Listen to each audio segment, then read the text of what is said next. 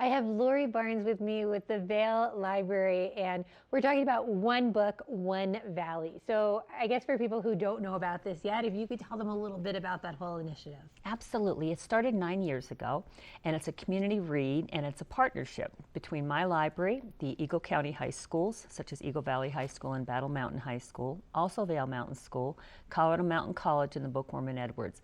And it's all about engaging people, encouraging literacy, and shared enjoyment of reading. So I love it. Yeah, we pick a title, we pick an author each year. So this year it's Erica Sanchez, and she wrote the book, I'm Not Your Perfect Mexican Daughter.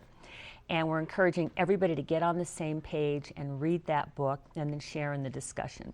Okay, so let's just talk a little bit about this book for a second. You bet. Because it's pretty meaty. There's a lot of drama that takes place in there. There is. Two sisters. Two sisters, so there's Julia and Olga, and one of them is the perfect Mexican daughter, and that's the daughter, Olga, who doesn't leave the family after she gets out of high school. You don't get married, you don't go to college, you just stay home and take care of mom and dad. But she tragically dies. And so Julia is left to assume that role, and it's just not meant for Julia. And she's got her own issues to deal with. She's really shattered by this awful event that happened to her sister.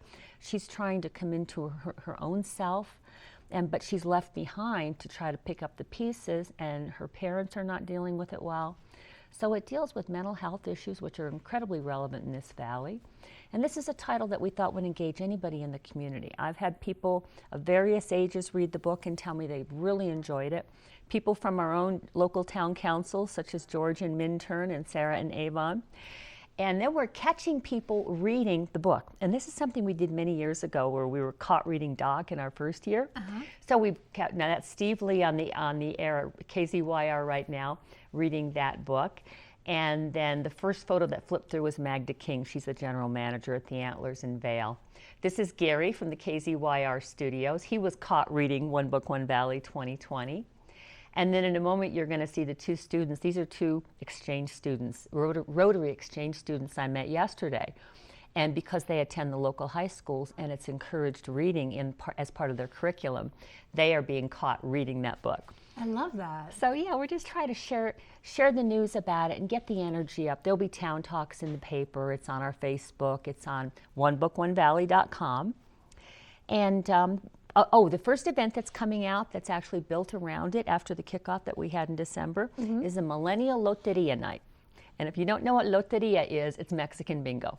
So we thought that would be fun. And it's going to be a teen Loteria Night next Wednesday evening at my library. And I heard that it's going to be just a little bit of a teasing millennial is, Exactly. how you have that. That just sounds like so much fun. It's going to be a lot of fun. And not that it's just open to teens, because this book is applicable to anybody that's a young adult, high school age or older.